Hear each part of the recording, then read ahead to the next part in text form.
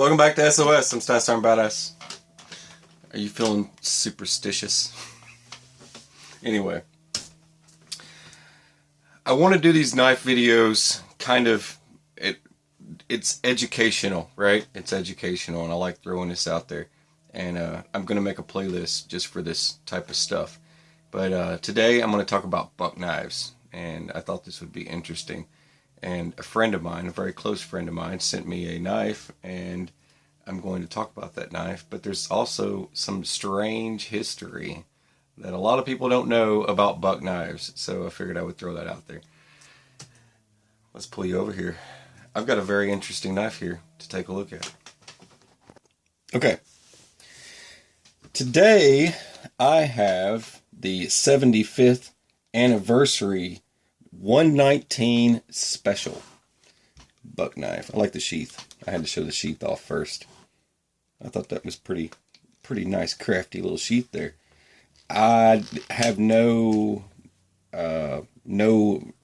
no reason I should change the sheath at all, so I'm not going to be making a sheath for this knife, just so all of you know. But this is a collector. This is something that you would collect and obviously use a lot. It's stamped here on the handle. This is 1942 to 2017. 75 years. There's your nice little stamp there. And you've got your stamped 75 right there. Buck. All right, now, when they first got started making knives, most of their knives were made out of raw materials, and also they used file to make the forged blades and stuff like that. They played around with it a lot, and it was one person. It was actually Holt Buck. His name was Holt, and his last name was Buck. And he was actually a pastor of a church. I know, right? Everybody's, wait a minute now. That's what he did on a regular basis. Yeah, he was a pastor of a church, and in the basement of that church, he actually made knives, and he did like a mail order type thing. People would order a knife from him, and he would make it and ship it out. It wasn't a big deal at the time, and then Hawaii got bombed, and when Hawaii got bombed, an order came in for military personnel to receive a knife, and he said not a problem, and started mass producing knives, and well, you know where that leads. It leads to needing more staff, right? Well, he actually made the handles for the Buck 119 and some of the other handles that he made for other knives from canopies. It was the old canopies from aircraft, from a military junkyard, or from like a junkyard for aircraft, and they were scrapped planes from a scrap yard, and he took the canopies and formed them into handles. And there's a lot of the part of the history there. And time went on, and there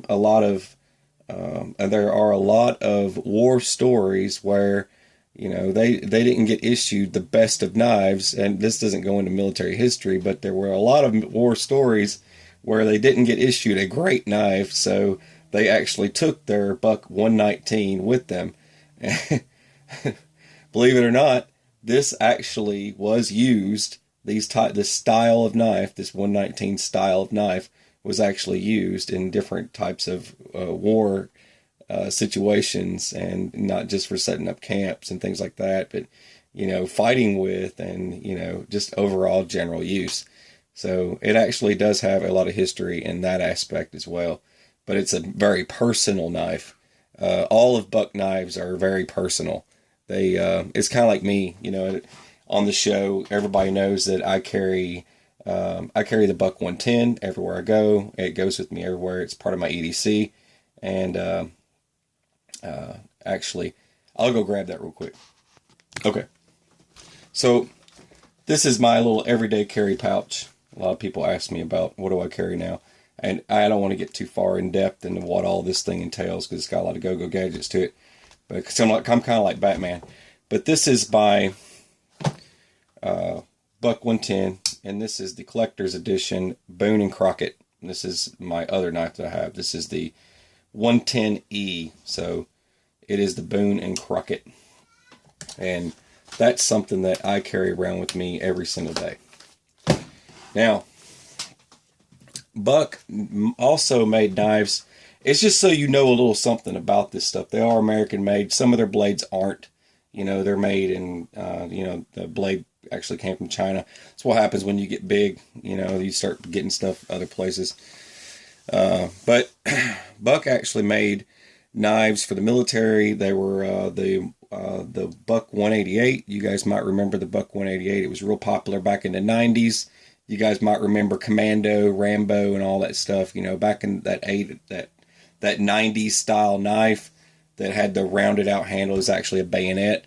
They actually, Buck had also made knives for Frobus. I don't know if you guys are familiar with Frobus. Frobus is the company that brought all of us the M9 bayonet that everyone still loves today. But that actually originated from Buck to Frobus and became the M9. So there you go. There's your M9 bayonet, and that's where that all came from. But it all ties in together. That's how American companies work, right? But I just thought it'd be cool to bring this 75th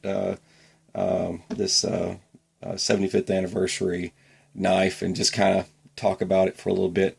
I actually have a ton of work I have to do to earn this knife, but this is actually part of a barter and trade, and I do barter and trade on the show. But I've got stuff I've got to make for my buddy, and but I'm not going to say his name, because if I do, that's OPSEC. I'm just kidding. It's not top secret or anything. I'm sure he'll talk about it in one of his videos. But anyways, yeah, I'm doing some work for this knife right here, and it's a really cool knife. And I really do have a lot of respect for companies and their history and stuff like that. I like to know what I'm getting, what I'm using. But here you go, another American knife, the 119 Buck. But if you're looking for a 188, if you hit Google search and you look up the Buck model 188, just look up 188, and you'll see it is actually some 90s awesomeness. It is 1990s awesomeness as far as military stuff. But it was the 188 was one of my favorites. A lot of people don't like the round-handled knives, but it was actually really cool. But everybody's familiar with the M9 bayonet. So there you go. There's a little bit of history for you, just so all you guys and gals know. I thought you guys would like that. But there you go. And it's got a great sheath to it. It's really nice. All right. See, I actually keep up with more information than just reloading ammo and some of that other stuff, right? I wanted to bring more knives on the show, and that's just one of the reasons why I'm doing this, and I hope you guys and gals enjoy it. If you guys like this stuff, hit the like, let me know, comment below, and tell me what you think.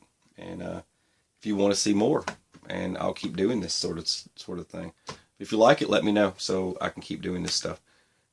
Otherwise, I'll stop doing it, and I'll go back to my regular programming. All right, you're watching SOS. I'm Staff Sergeant Badass. Have a beautiful, fabulous, fantastic day, and take it easy.